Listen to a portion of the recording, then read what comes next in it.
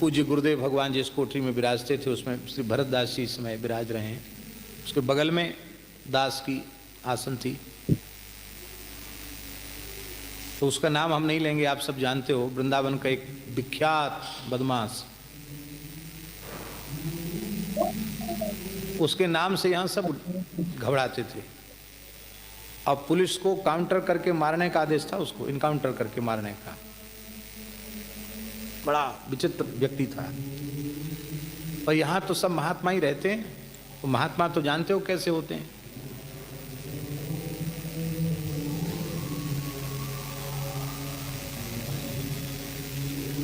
तो पूज्य रमण रीति वाले महाराज जी कभी विनोद में कहते हैं कि उच्च कोटि का जो सरल होता है, सीधा साधा, जिसको कोई ज्ञान ना हो व्यवहार का, उसी को महात्मा कहते हैं।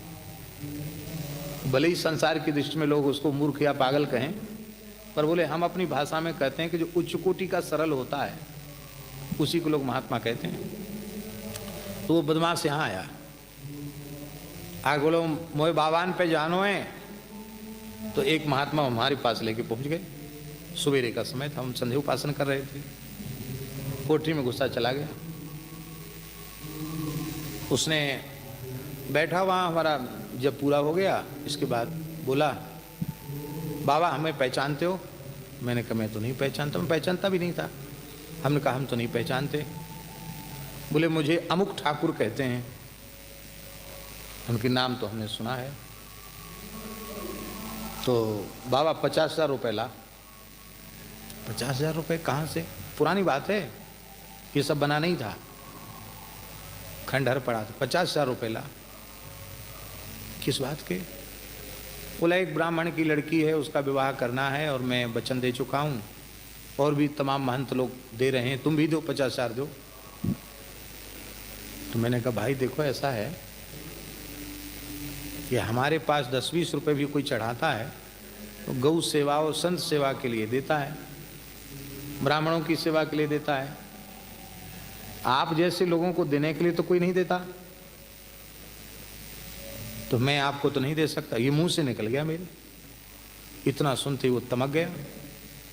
तुरंत उसने रिवाल्वर निकाली। बोले ये जाने बाबा या मैं कहा है? हमने हंसते हुए कहा कि हाँ खूब जानता हूँ।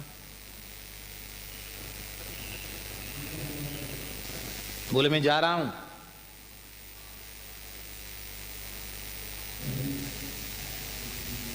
चौबीस घंटे की मोहलत है। कल संध्या तक गिनती के 50 पहुंचा देना, नहीं तो बस समझ लेना, देख लेंगे हम तुमको। हमने कहा ठीक, अभी भी देख लिया आपने और कल भी देख लेना, हम भी रहेंगे तुम भी रहोगे, देखते रहना। पर अब मैं दूंगा तो नहीं। वैसे तो मन में आया, वैसे तो कोई दया बस कुछ कहता तो दे ही देते हैं, इसको तो नहीं देंगे। अब वो तो चला गया। अब हल्ला मच गया, अरे वो आया था वो आया था, ऐसे कह के गया। मैंने कहा भाई तुम लोग क्यों ऐसे जैसे तैसे आदमी को ऊपर क्यों ले आते हो? महात्मा बोले हमें क्या पता कि कौन आदमी था? वो तो कहा था महाराज के पास जाना, हम ले वाला है।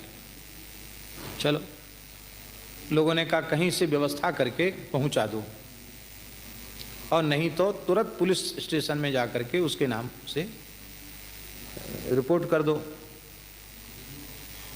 जज साहब जैसे व्यक्ति होते तो सारी रिपोर्ट करवा भी देते हैं, लेकिन उस समय ऐसा कुछ था नहीं। तो हमने कहा कि नहीं, हमको कोई रिपोर्ट नहीं करना है, और ना हमें किसी की सुरक्षा चाहिए, ना हमें कोई रिपोर्ट करना है। भगवान के जो विधान है, जैसा होना होगा वैसा हो जाएगा, अपने को कोई परवाह नहीं। लेकिन इतना पक्का है कि हम देंगे कुछ भी नहीं। क्यों? क्योंकि ऐसे व्यक्ति को एक बार देने के बाद आप कहीं से व्यवस्था जुटा करके देंगे, फिर हमेशा देना पड़ेगा, वो हम नहीं कर सकते।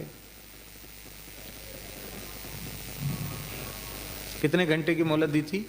24 घंटे की।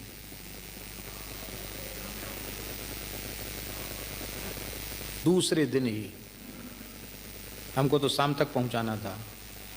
दोपहर पीछे पुलिस ने उसको घेर लिया, और ये जो पुराना सिंगापुर के आगे जो है ना गोविंद देव जी के उसी क्षेत्र में उसका इनकाउंटर कर दिया। ढेर हो गया भाई, लोगों ने कहा मलुक वाले महाराज ने करवा दिया, प्रभावशाली हैं, उन्होंने करवा दिया।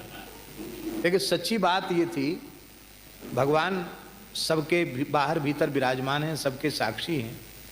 मुझे तो पता ही चला दूसरे दिन, हमने तो किसी को कहा ही नहीं, पर वो कहता था कि कल संध्या तक की मोहलत है, देख लेंगे।